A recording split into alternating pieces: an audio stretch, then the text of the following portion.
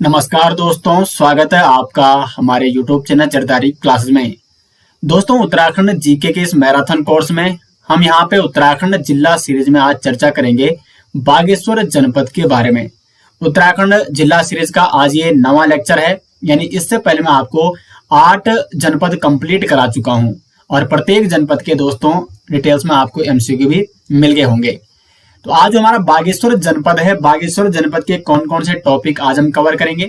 बागेश्वर जनपद का इतिहास, बागेश्वर जनपद की भौगोलिक स्थिति, प्रमुख स्थल, प्रमुख मंदिर, प्रसिद्ध मेले, नदी तंत्र, दर्रे, जलप्रपात, कुंड, घाटी और प्रशासनिक ढांचा है जो बागेश्वर जनपद का। यानी बागेश्वर जनपद आज के इस लेक्चर में हम कंप्लीट कर देंगे और उसके बाद आपको एमसीक्यू भी प्रोवाइड किए जाएंगे। उम्मीद करते हैं दोस्तों कि जिला सीरीज आपको पसंद आ रही होगी और काफी हेल्पफुल होगी आपके लिए सीरीज। तो शुरू करते हैं दोस्तों आज का लेक्चर, और इसके नोट्स आपको वीडियो के डिस्क्रिप्शन में मिल जाएंगे डिटेल्स में, विद बागेश्वर जनपद के एमसीक्यू और मैप के माध्यम से भी उसमें समझाया गया है। मैप भी आपको उसमें मिल जाएगा और सभी 13 जनपदों के नोट्स दोस्तों दिए गए हैं वीडियो के डिस्क्रिप्शन में। शुरू करते हैं दोस्तों बागेश्वर के इतिहास से। बागेश्वर को प्रारंभ में वागेश्वर या व्याघ्रेश्वर कहा जाता था। ऐसा माना जाता है कि यहाँ पर भगवान शिव ने व्याघ्र का रूप धारण किया था, जिसके कारण बागेश्वर को प्रारंभ में वागेश्वर या व्याघ्रेश्वर भी कहा जाता था और वर्तमान में इसे बागेश्वर कहा जाता है। बागेश्वर कौन कौन सी नदियों के तट पर बसा हुआ है? तो बागेश्वर है सरयू व गोमती नदी के संगम पर। एक बार ये प्रश्न दोस्तों एग्जाम में पूछा जा चुका है कि बागेश्वर कौन सी नदी के तट पर बसा हुआ है। वहां पे ऑप्शन था सरयू नदी, तो इसका हो जाएगा सरयू नदी। लेकिन अगर आप मैप के माध्यम से भी इसको मैं आपको समझाऊंगा कि जो बागेश्वर है वो सरयू और गोमती नदी के संगम तट पर बसा हुआ है। बागेश्वर को कहा जाता है उत्तर का वाराणसी। महत्वपूर्ण प्रश्न दोस्तों एग्जाम में बन सकता है कि उत्तर का वाराणसी किसे कहा जाता है? बागेश्वर को कहा जाता है। साथ ही जो बागेश्वर है वो सूर्य तीर्थ और अग्नि तीर्थ के मध्य स्थित है। सूर्य तीर्थ और अग्नि तीर्थ के मध्य स्थित है बागेश्वर।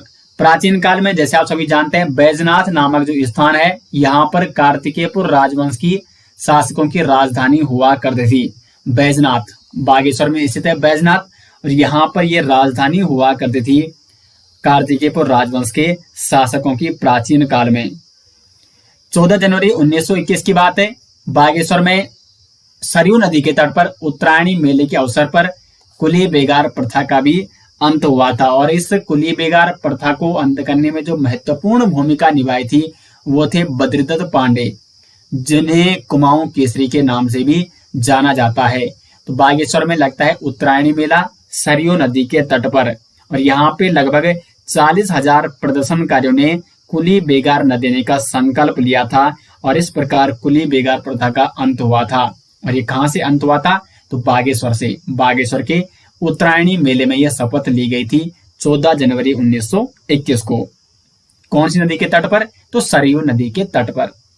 1968 में दोस्तों बागेश्वर को नगर पालिका बनाया गया, जबकि 1976 में बागेश्वर को एक परगना घोषित किया गया था और जनपद के रूप में गठन किया गया बागेश्वर का 15 सितंबर 1997 को। देखो 1997 को उत्तराखंड के 3 जनपदों का गठन किया गया था। रुद्रप्रयाग का गठन 1997 को हुआ, उसके बाद चंपावत और उसके बाद बागेश्वर। ये तीनों जो जनपद गठित किए गए हैं ये 1997 में गठित किए गए हैं। आरसीबी आप नोट कर सकते हैं या आरबीसी, पहले आप बागेश्वर डालिए फिर चंपावत, आरबीसी या आरसीबी। रुद्रप्रयाग, चंपावत और बागेश्वर, इन 3 जनपदों का गठन कब हुआ? तो 1997 को। तो इनमें से जो बागेश्वर जनपद गठित किया गया 15 सितंबर 1997 को। तो ये कुछ इस प्रकार से बागेश्वर का इतिहास है। प्राचीन इतिहास मैंने इसको बता दिया आपको। बागेश्वर के बैजनाथ में कार्तिकेयपुर राजवंश के शासकों की राजधानी हुआ करती थी। बागेश्वर को उत्तर का वाराणसी भी कहा जाता है, और बागेश्वर सरयू और गोमती नदी के संगम पर स्थित है। तो ये इस प्रकार से बागेश्वर का इतिहास है। अब हम बात करते हैं बागेश्वर जनपद की भौगोलिक स्थिति के बारे में। ये यहाँ पे मैप है बागेश्वर का, और इसके बाद मैं आपको बड़ा बड़ा मैप भी दिखाऊंगा। उसमें मैं पूरा रिवर सिस्टम और जो भी प्रमुख स्थल और प्रमुख मंदिर हैं बागेश्वर के वो मैं आपको उसके माध्यम से समझाऊंगा। अभी भौगोलिक स्थिति हम इस मैप के माध्यम से देखते हैं। पड़ोसी जिले देख लेते हैं पहले। तो बागेश्वर के पूर्व और उत्तर में है पिथौरागढ़, यानी इस प्रकार से यहाँ पे पिथौरागढ़, मतलब ये पूरी सीमा है जो ये पिथौरागढ़ है, ठीक है। उसके बाद बागेश्वर के पश्चिम में यहाँ पे चमोली है, और उसके बाद दक्षिण में ये है अल्मोड़ा। तो इस प्रकार बागेश्वर जनपद मात्र 3 जनपदों से सीमा बनाता है, पिथौरागढ़ से, चमोली से और अल्मोड़ा से। इसके पूर्व और उत्तर में है पिथौरागढ़, पश्चिम में हो गया चमोली इधर, और दक्षिण में हो गया अल्मोड़ा। बागेश्वर राज्य का पूर्ण रूप से आंतरिक जिला है, क्योंकि ये पूर्ण रूप से केवल उत्तराखंड के जनपदों से ही सीमा बनाता है, न ये कोई अन्य राज्य से सीमा बनाता है, और ना ही ये किसी देश से यानी अंतर्राष्ट्रीय सीमा साझा करता है। यानी आप कह सकते हैं कि जो बागेश्वर जनपद है वो उत्तराखंड का पूर्ण रूप से आंतरिक जनपद है। बागेश्वर का अगर हम क्षेत्रफल देखें तो 2246 वर्ग किलोमीटर ये बागेश्वर का क्षेत्रफल है, और बागेश्वर जनपद के पश्चिम में नीलेश्वर पर्वत और पूर्व में भीलेश्वर पर्वत है। यानी बागेश्वर जनपद जो कि नीलेश्वर पर्वत और भीलेश्वर पर्वत के मध्य में बसा हुआ है।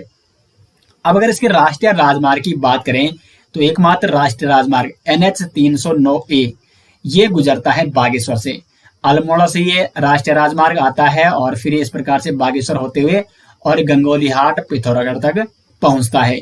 एक बार मैं इसको आपको बड़े मैप के माध्यम से बताता हूं कि जो राष्ट्रीय राजमार्ग NH 309A है ये किस प्रकार बागेश्वर से गुजर रहा है। ये है दोस्तों इस प्रकार से कुछ बागेश्वर जनपद का मानचित्र। ये इसके देखो यहाँ पे पूर्व और यहाँ पे उत्तर में ये इस प्रकार से क्या है, पिथौरागढ़ फैला हुआ है, चमोली इसके पश्चिम में हो गया और अल्मोड़ा इसके दक्षिण में हो गया। ये है NH 309A, ये अल्मोड़ा से होता हुआ पहुंचता है आपका बागेश्वर, और बागेश्वर में जब ये पहुंचता है तो फिर बागेश्वर से आगे इस प्रकार से ये आगे बढ़ता है और ये पहुंच यहाँ से सॉरी है, ठीक है, ये और ये पिथौरागढ़ के गंगोलीहाट में पहुंचता है। तो मुख्य राष्ट्रीय राजमार्ग इस प्रकार से ये बागेश्वर जनपद का है NH 309A, जो कि अल्मोड़ा से होते हुए बागेश्वर और बागेश्वर से पिथौरागढ़ के गंगोलीहाट में चला जाता है। बाकी ये अन्य छोटे छोटे राजमार्ग हैं जो कि बागेश्वर जनपद में स्थित है। अब एक बार हम पूरा यहाँ पे दोस्तों प्रमुख स्थानों को एक बार मैप के माध्यम से देख लेते हैं, प्रमुख मंदिरों को भी मैप के माध्यम से देख लेते हैं, और उसके बाद हम उसको PDF के माध्यम से आपको समझाएंगे। तो यहाँ पे देखो, यहाँ से शुरुआत, ये ट्रेल पास दर्रा है, ये सुंदर ढूंगा दर्रा है, और ये पिंडारी ग्लेशियर ये बागेश्वर में है जहां से पिंडारी नदी निकलती है, और पिंडारी नदी बागेश्वर के पिंडारी ग्लेशियर से निकलती है और कहाँ जाती है, चमोली में। ये मैंने आपको इसके आगे चमोली जनपद में कहाँ कहाँ हो जाती है वो मैंने आपको बता रखा है। तो पिंडर नदी पिंडारी ग्लेशियर से होते हुए बागेश्वर से होते हुए चमोली जाती है। यहाँ पे ये मैगतोरी ग्लेशियर है, ये सुखराम ग्लेशियर है। ये कंप्लीट दोस्तों HD मैप अगर आपको चाहिए तो वीडियो के डिस्क्रिप्शन में जो लिंक दिया गया है वहां पर उस लिंक पे आप क्लिक कीजिए, और वहां पर आप जाएंगे जरधारीक्लासेस.in वेबसाइट पे, या आप डायरेक्ट वेबसाइट पे विजिट कर सकते हैं जरधारीक्लासेस.in। तो वहां पे जो जिला सीरीज की कंप्लीट डिटेल्स नोट्स PDF है, जो ई-बुक है, उसको आप डाउनलोड कर सकते हैं, और इस प्रकार के सभी 13 जनपदों के मैप आपको उसमें मिल जाएंगे। यहाँ पे कफनी ग्लेशियर है, ये लोहार खेत है। अब ये देखो सरयू नदी आ रही है सरमूल श्रेणी से, रिवर सिस्टम भी मैं इसी में आपको बताने वाला हूँ। सरयू नदी आ रही है सरमूल श्रेणी से, और ये रेवती नदी इसकी एक सहायक नदी है। फिर ये आगे बढ़ती है सरयू नदी और ये पहुंच जाती है बागेश्वर में। यहाँ पे देखिए बागेश्वर है, बागेश्वर में एक और अन्य नदी आती है गोमती नदी, ये यहाँ पे डेबरा श्रेणी से आ रही है इस प्रकार से गोमती नदी, और ये पहुंच जाती है बैजनाथ में। बैजनाथ में गोमती नदी से एक नदी संगम करती है जिसका नाम है गरुड़ गंगा। इस प्रकार से गरुड़ गंगा आ रही है बैजनाथ मंदिर में, ये संगम कर रही है गोमती नदी के साथ। फिर गोमती नदी आगे बढ़ती है और बागेश्वर पहुंच जाती है, और बागेश्वर में यह सरयू नदी से संगम करती है। फिर सरयू नदी बागेश्वर से आगे होते हुए ये आगे कहाँ जाती है, अल्मोड़ा में।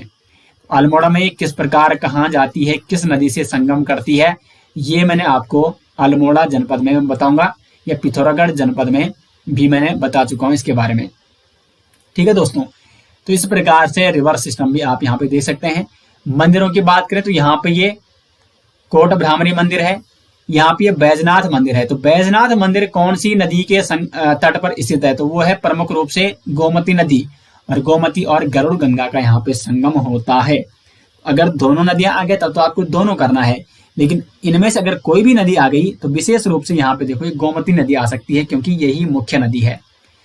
ये गरुड़ गंगा है, ये गरुड़ तहसील है इधर। उसके बाद यहाँ पे ये देखो ये गोमती नदी है, ये कोसानी है, बागेश्वर का कोसानी। ये यहाँ पे सरयू नदी मैंने आपको बताया, ये यहाँ पे पौथिक है। यहाँ पे सुकुंड ताल है। सुकुंड ताल कहाँ है, इंपॉर्टेंट है, तो ये आपका बागेश्वर में है। तो इस प्रकार से दोस्तों मैंने आपको कंप्लीट लगभग बता दिया है कि कौन सा मंदिर कहाँ है और कौन सा स्थल प्रसिद्ध स्थल कहाँ है। ये बागनाथ मंदिर है बागेश्वर में। ठीक है, अब हम लौटते हैं अपनी पीडीएफ में। तो भौगोलिक स्थिति भी दोस्तों यहाँ पे कंप्लीट हो चुकी है और बड़े मैप के माध्यम से मैंने आपको ये बता दिया है। अब आगे बढ़ते हैं और बात करते हैं बागेश्वर जनपद के प्रमुख पर्यटक स्थलों के बारे में। बागेश्वर का पहला प्रसिद्ध स्थल है कोसानी। कोसानी जो कि काफी प्रसिद्ध स्थल है बागेश्वर को, और कोसानी को प्रारंभ में बलना कहा जाता था। कोसानी का जो प्राचीन नाम है, प्रारंभिक नाम है, वो है बलना। लेकिन यहाँ पे ऐसा माना जाता है कि कौशिक मुनि की ये तपस्थली थी। जो कोसानी थी ये किस मुनि की तपस्थली थी? कौशिक मुनि की तपस्थली होने के कारण कोसानी को क्या मतलब बलना को क्या कहा गया? कोसानी कहा गया। कोसानी कौन सी पहाड़ी पर स्थित है? तो ये है पिंगनाथ पहाड़ी पर। पिंगनाथ पहाड़ी पर स्थित है कोसानी बागेश्वर में। उसके बाद 1929 में, जैसे आप सभी जानते हैं, महात्मा गांधी जी जब कुमाऊं की यात्रा पर आए थे तो उन्होंने कोसानी को भी विजिट किया था, और यहाँ पर इन्होंने कोसानी में यंग इंडिया नामक पुस्तक लिखी थी। 14 दिनों का इनका प्रवास था कोसानी में। यहाँ पर गांधी जी ने यंग इंडिया नामक पुस्तक लिखी थी, और इसमें इन्होंने कोसानी को भारत का स्विट्जरलैंड कहा था। भारत का स्विट्जरलैंड किसे कहा महात्मा गांधी ने? तो कोसानी को महात्मा गांधी ने भारत का स्विट्जरलैंड कहा था। कोसानी में दोस्तों अनासक्ति आश्रम, जिसे गांधी आश्रम भी कहा जाता है, ये भी स्थित है, और यहाँ पर महात्मा गांधी ने अनासक्ति योग पुस्तक लिखी थी। अनासक्ति योग पुस्तक, ये अनासक्ति योग पुस्तक महात्मा गांधी ने इसी अनासक्ति आश्रम यानी गांधी आश्रम में लिखी थी, जो कि कोसानी में स्थित है। 1941 में गांधी जी की एक शिष्य थी सरला बहन। सरला बहन, इसके बारे में आपको जो प्रसिद्ध व्यक्ति पढ़ा चुका हूं उत्तराखंड की, उसमें भी बता चुका हूं। मिस कैथरीन सरला बहन, जो कि गांधी जी की शिष्य थी, इन्होंने कोसानी में लक्ष्मी आश्रम की स्थापना की थी 1941 में। और हिंदी साहित्य के जो प्रसिद्ध कवि है सुमित्रा नंदन पंत, इनकी जन्मस्थली भी है दोस्तों कोसानी। और कोसानी में पिनाकेश्वर महादेव मंदिर है। देखो पिंगनाथ पहाड़ी पर है कोसानी, और यहीं पर पिनाकेश्वर महादेव मंदिर भी है। दूसरा एक प्रसिद्ध स्थल है बागेश्वर का पांडु स्थल। जो पांडु स्थल है ये आपका बागेश्वर में कुमाऊं और गढ़वाल की सीमा पर स्थित है पांडु स्थल, और ऐसा माना जाता है कि पांडवों ने यहाँ पे प्रवास भी किया था, इसलिए इस क्षेत्र को पांडु स्थल कहा जाता है। तो पांडु स्थल क्षेत्र कौन से जनपद में है? तो ये है बागेश्वर में। तो बागेश्वर में दोस्तों यही दो प्रमुख स्थल थे जहां से महत्वपूर्ण प्रश्न बन सकते हैं। बागेश्वर जनपद एक छोटा सा जनपद है, और यहाँ से वैसे ज्यादा प्रश्न पूछे नहीं जाते हैं, लेकिन जहां से भी प्रश्न बनेंगे, चाहे इसके रिवर सिस्टम से या इसके सब ज्यादा प्रश्न बनते हैं। एक तो यहाँ पे क्या है, जो ग्लेशियर हैं, ग्लेशियर हो गए, जो दर्रे हो गए, और एक ताल है यहाँ पे सुकुंड ताल, वो मैंने आपको मैप के माध्यम से भी बताया था। तो वहां से अक्सर एग्जाम में प्रश्न पूछे जाते हैं, लेकिन अभी मैं पीडीएफ के माध्यम से भी उनको आपको यहाँ पे बताऊंगा और नोट कराऊंगा। प्रमुख मंदिर देख लेते हैं बागेश्वर जनपद के। पहला है बागनाथ मंदिर। बागनाथ मंदिर, ये मंदिर है भगवान शिव को समर्पित। और बागनाथ मंदिर दोस्तों सरयू और गोमती नदी के तट पर बसा हुआ है। ये मैंने मैप में अभी आपको बताया था कि बागनाथ मंदिर कहाँ पर है, तो गोमती और सरयू नदी के तट पर। ये देख लीजिए आप यहाँ पे, ये है बागनाथ मंदिर, और ये यहाँ पे ये गोमती नदी और ये सरयू नदी का संगम हो रहा है बागेश्वर में, क्योंकि जो बागनाथ मंदिर है ये प्रॉपर बागेश्वर में स्थित है। तो गोमती नदी और ये इधर सरयू नदी है, तो गोमती नदी और सरयू नदी के तट पर स्थित है या संगम पर स्थित है बागनाथ मंदिर। उसके बाद आप यहाँ पे देख सकते हैं कि जो बागनाथ मंदिर है इसका निर्माण किसने कराया था। तो बागनाथ मंदिर का निर्माण कराया था कत्यूरी शासकों ने। कत्यूरी शासकों ने बागनाथ मंदिर का निर्माण कराया था। लेकिन जो वर्तमान का जो मंदिर है दोस्तों, यहाँ पे ऐसा माना जाता है कि इस वर्तमान मंदिर का जो जीर्णोद्धार कराया गया वो चंद शासक लक्ष्मी चंद ने कराया था। अब कई बार क्या होता है, यहाँ पे एक इंपॉर्टेंट फैक्ट आपको बताऊं, चंद शासक लक्ष्मी चंद वर्तमान, पूरा लिख रहा हूं यहाँ पे, आपको नोट करना है, वर्तमान मंदिर का जीर्णोद्धार कराया था या पुनर्निर्माण कराया था। पुनर्निर्माण। अब कई बार क्या होता है कि इसी के बेस पे ये प्रश्न एक बार पूछा भी गया है कि बागनाथ मंदिर का निर्माण किस शासक ने कराया, और वहां पे ऑप्शन थे और ऑप्शन में लक्ष्मी चंद था और आयोग ने उसको लक्ष्मी चंद सही दे रखा है। तो ये इसलिए सही दे रखा है क्योंकि जो वर्तमान मंदिर है उसका निर्माण किसने कराया, लक्ष्मी चंद ने कराया था। तो ये महत्वपूर्ण है दोस्तों, आपको ये नोट करना है। जबकि एक्चुअल में इसका जो निर्माण कराया गया था सबसे पहले वो कत्यूरी शासकों के शासनकाल में इसका निर्माण हुआ था, लेकिन जो वर्तमान मंदिर है उसका निर्माण चंद शासक लक्ष्मी चंद ने करा रखा है। तो ये एग्जाम में इस प्रकार से प्रश्न भी पूछा जा चुका है। और इस मंदिर की अगर हम शैली की बात करें तो ये नागर शैली से बना हुआ है बागनाथ मंदिर। तो ये सारे फैक्ट बागनाथ मंदिर के बारे में आपको नोट करने हैं। उसके बाद है बैजनाथ मंदिर, ये गरुड़ तहसील में है, मैप के माध्यम से मैंने आपको बताया था। और जो बागेश्वर का ये बैजनाथ मंदिर है ये कौन सी नदियों के संगम पर स्थित है, तो गोमती नदी और गरुड़ गंगा के संगम पर स्थित है बैजनाथ मंदिर। बैजनाथ मंदिर यहाँ पे बहुत सारे अन्य छोटे छोटे मंदिरों का समूह भी है और इन मंदिरों का निर्माण किसके द्वारा कराया गया था, कत्यूरी शासकों के द्वारा। ऐसा माना जाता है कि कत्यूरी शासक भूदेव ने इस मंदिर का निर्माण 1150 ईस्वी में कराया था। कई बुकों में ऐसे कई स्रोतों में उल्लेख मिलता है कि कत्यूरी शासक भूदेव ने 1150 में बैजनाथ मंदिर का निर्माण कराया था।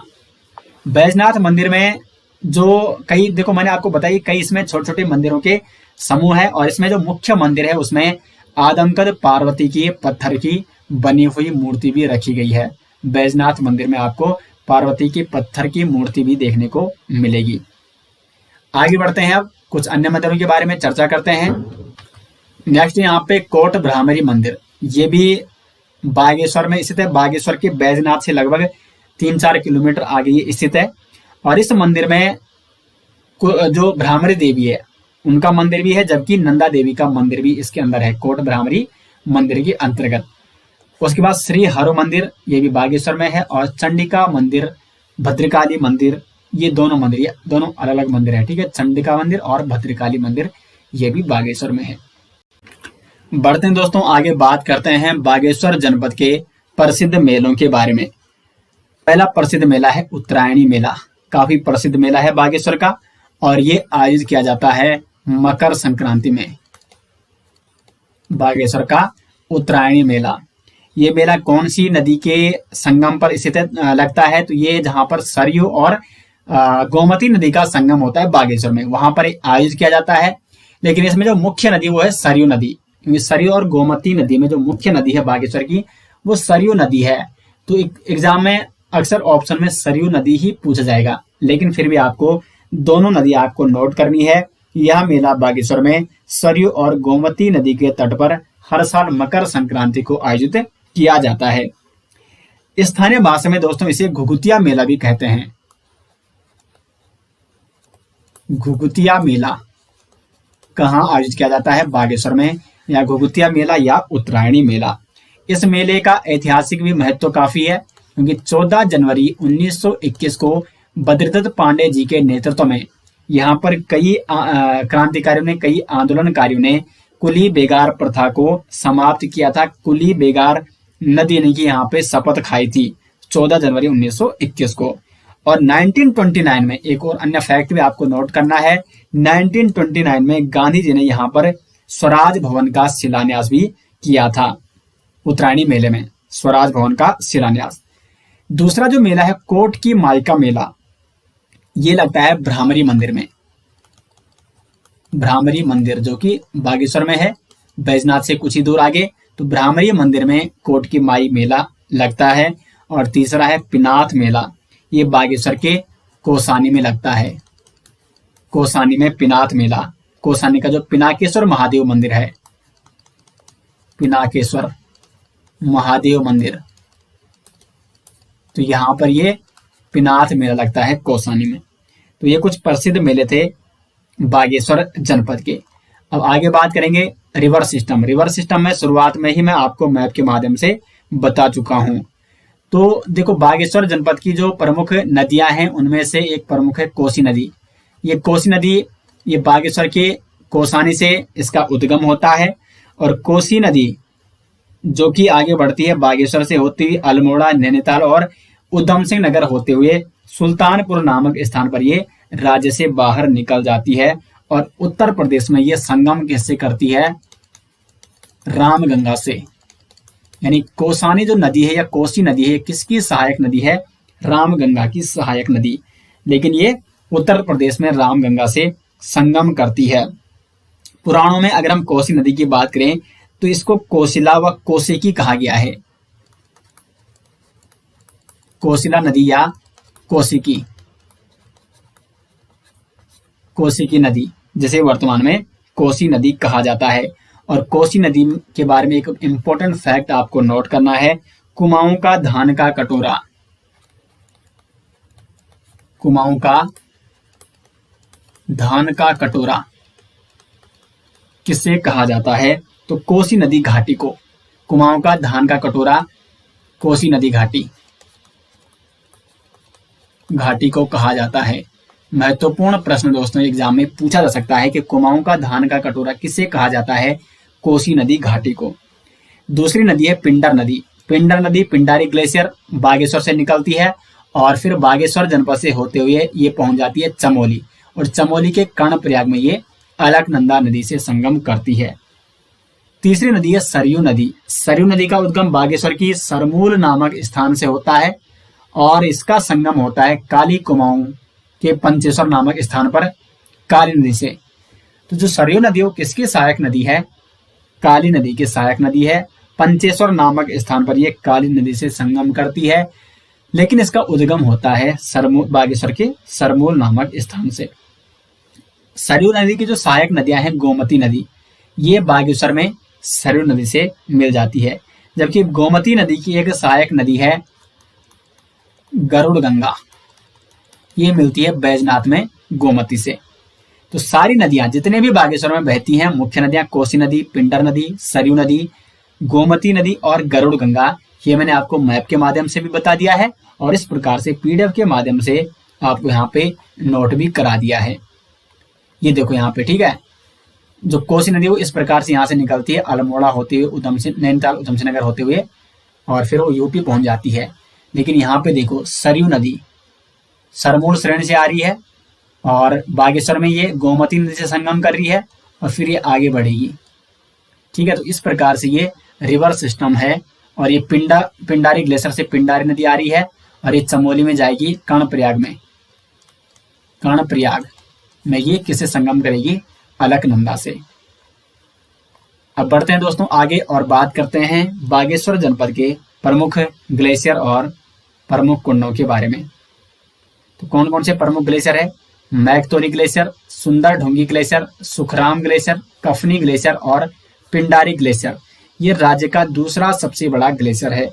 राज्य का सबसे बड़ा ग्लेशियर है गंगोत्री ग्लेशियर जो कि उत्तरकाशी में है, जबकि राज्य का दूसरा सबसे बड़ा ग्लेशियर है पिंडारी ग्लेशियर। या आप कह भी सकते हैं कि कुमाऊं का सबसे बड़ा ग्लेशियर तो वो है पिंडारी ग्लेशियर। उसके बाद प्रमुख कुंड कौन कौन से हैं? देवी कुंड है, सुकुंड है, ठीक है। सुकुंड यहाँ पे देखो, यहाँ पे एक बार इसको पूरा वो कर लेते हैं, क्लीन कर लेते हैं, तब आपको अच्छे से समझ में आएगा। ये देखो यहाँ पे ये है सुकुंड ताल। सुकुंड ताल कहाँ है? बागेश्वर जनपद में है। ग्लेशियर देखो मैकतोली ग्लेशियर यहाँ पर है, कफनी ग्लेशियर, उसके बाद ये ट्रेल पास दर्रा है, ठीक है। ये कहाँ है? आपका बागेश्वर में स्थित है ट्रेल पास दर्रा। महत्वपूर्ण प्रश्न अक्सर एग्जाम में ये पूछा जा सकता है कि ट्रेल पास दर्रा कहाँ है, तो ये है आपका बागेश्वर में। उसके बाद यहाँ पे देखो ये सुंदर ढूंगा दर्रा है और ये पिंडारी ग्लेशियर है। तो ये प्रमुख जो कि सुखराम ग्लेशियर भी हो गया, ये मैप के माध्यम से यहाँ पे मैंने मेंशन कर रखा है। ठीक है, सुंदर ढूंगा दर्रा या सुंदर ढूंगा ग्लेशियर बागेश्वर में है। पिंडारी ग्लेशियर राज्य का दूसरा सबसे बड़ा ग्लेशियर। उसके बाद प्रमुख कुंड भी हो चुके हैं। प्रमुख बुग्याल तो कफनी बुग्याल है बागेश्वर में। और एक प्रसिद्ध चोटी, क्योंकि ये हाल ही में चर्चा में रही है, दुर्गा कोट चोटी। ये दुर्गा कोट चोटी कौन सी घाटी में है, तो बागेश्वर स्थित सुंदर ढूंगा घाटी में।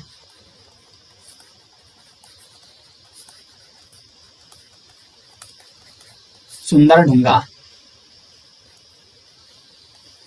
घाटी में। दुर्गा कोट चोटी कौन सी घाटी में है बागेश्वर में, तो सुंदर ढूंगा घाटी में स्थित है।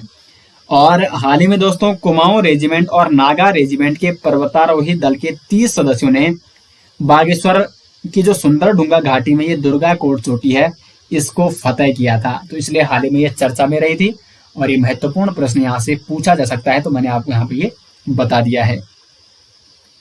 अब आगे बढ़ते हैं और बात करते हैं बागेश्वर के प्रशासनिक ढांचे के बारे में।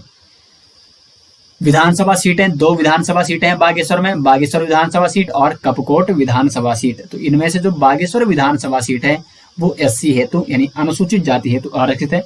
विकास खंड यहाँ पे 3, बागेश्वर विकास खंड, गरुड़ विकास खंड और कपकोट विकास खंड। तहसील है 6, बागेश्वर, कपकोट, गरुड़, कांडा, दुगनाकोरी और काफलीगैर। ये 6 यहाँ पे तहसीलें हैं बागेश्वर जनपद में।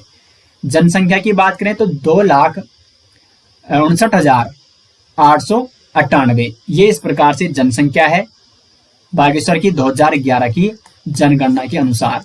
जनगणना है 116, लिंगानुपात है 1090 और शिशु लिंगानुपात यहाँ पे 904। साक्षरता की बात करें तो 80.01% है, जिसमें पुरुष साक्षरता है 92.33% और 69.03% है यहाँ पे महिला साक्षरता दर। तो इस प्रकार से दोस्तों ये यहाँ पे इस प्रकार से आपका बागेश्वर जनपद भी कंप्लीट हो चुका है। तो उम्मीद करते हैं कि बागेश्वर जनपद के बारे में जो भी महत्वपूर्ण फैक्ट थे वो आपको समझ में यहाँ पे आ गए होंगे। और काफी डिटेल्स मैंने, क्योंकि जहां से भी बागेश्वर जनपद एक छोटा सा जनपद है तो इतना ज्यादा यहाँ से एग्जाम में प्रश्न नहीं बनते हैं, लेकिन जहां से भी प्रश्न बनते हैं वो मैंने आपको यहाँ पे बता दिए हैं। उम्मीद करते हैं कि आपको अच्छे से समझ में आ गया होगा। और इस सीरीज आपको कैसी लग रही है जरूर कमेंट बॉक्स में बताएं। और इसके नोट्स आपको वीडियो के डिस्क्रिप्शन में दिए गए हैं, तो वहां से आप इसके नोट्स डाउनलोड कर सकते हैं। तो मिलते हैं दोस्तों नेक्स्ट लेक्चर के साथ, तब तक के लिए धन्यवाद।